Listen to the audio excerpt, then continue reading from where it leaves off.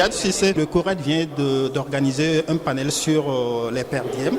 C'est intitulé Per diem et ou frais de transport, corruption institutionnalisée dans la presse. C'est un point d'interrogation. C'est quoi votre réponse? Ma réponse est que, en tout cas, si le per diem n'est pas institutionnalisé, il est tout au moins légitimé. Je pense qu'il n'y a pas d'activité dans l'espace public qui soit couverte par la presse où les organisateurs n'aient pas prévu de donner ce qu'ils appellent le fameux transport.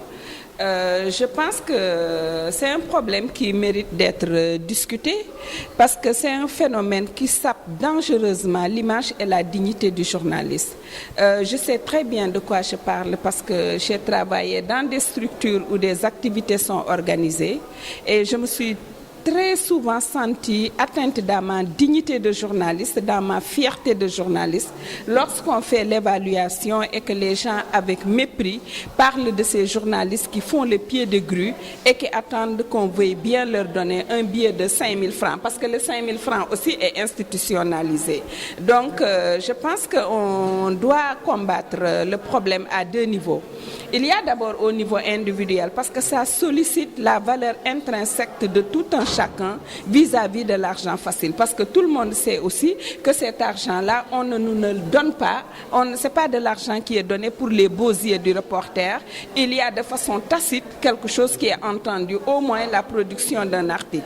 Donc je pense qu'au niveau du journaliste, il y a effectivement un travail de conscientisation à faire, un travail de réarmement moral pour restaurer la dignité du journaliste, qui n'est pas fondée sur son avoir financier, mais sur sa posture éthique et déontologique. Le deuxième niveau sur lequel il faut intervenir, à mon avis, c'est au niveau des rédactions. Parce que les rédactions ont institutionnalisé, par contre, le transport. Il arrive effectivement dans des rédactions que les rédacteurs en chef, en tout cas les managers de la rédaction, envoient les jeunes en reportage en leur disant « c'est pas grave, on va vous donner le transport là-bas ». Je pense que c'est un conflit, c'est un total conflit avec la convention collective qui stipule que le reporter doit être mis dans de bonnes conditions pour aller à la collecte de l'information. Il se trouve que les organisateurs d'événements, les ONG et les organismes internationaux prévoient des budgets destinés à la presse. Est-ce qu'il faut mener également de la sensibilisation à l'endroit de ces organismes? Oui, bien sûr. Je pense même que ces budgets, finalement, je me demande, est-ce que la presse n'est pas grugée aussi? Parce qu'on sait ce que le journaliste a reçu, mais le journaliste ne sait jamais ce qui a été budgétisé. Et c'est d'autant plus bizarre que ce sont des gens qui sont là pour faire la promotion de la bonne gouvernance. Je pense qu'il y a une idée qui est sortie de la salle et qui mérite d'être affinée.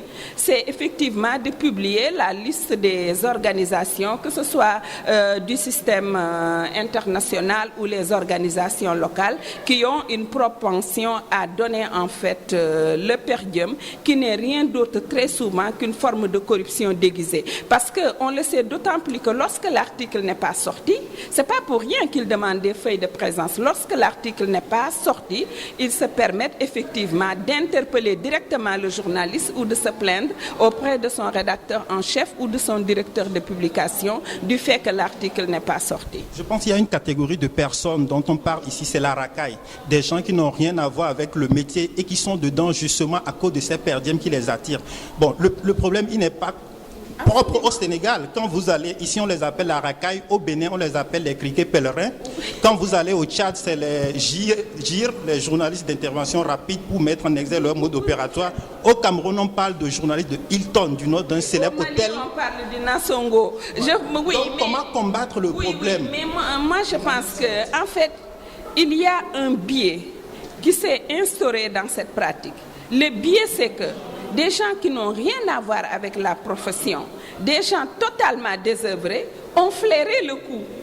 Il y a des gens qui se disent journalistes, qui émergent, qui mettent parfois des noms de journaux fictifs, qui mettent des noms de sites qui n'existent pas, qui s'organisent et qui se déplacent en bande, parce que c'est une bande organisée, qui font le tour des séminaires, qui attaquent les pauses café des gens, qui attaquent les pauses déjeuner et qui après même réclament le transport avec agressivité. Ça aussi, je pense que c'est des dérives qu'il faut savoir peut-être juguler.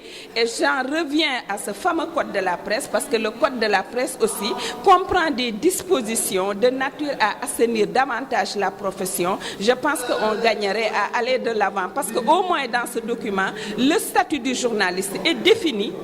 Le statut de l'entreprise de presse, parce qu'on ne parle plus d'organe de presse, mais d'entreprise de presse, est défini.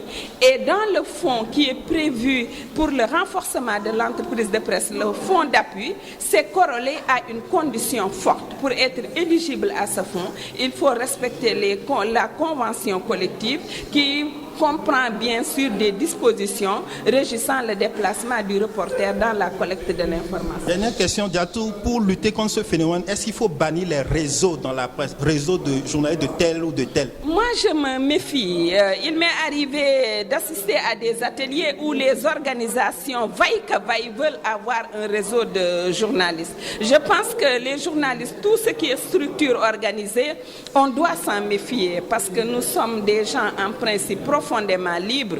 Et quand on est dans un réseau, surtout lorsque le réseau est financé par des bailleurs qui interviennent dans la problématique, pour peu ça devient des espaces de production de publi-reportage plutôt que de production d'articles de presse objectifs, détachés de toute contingence. Merci.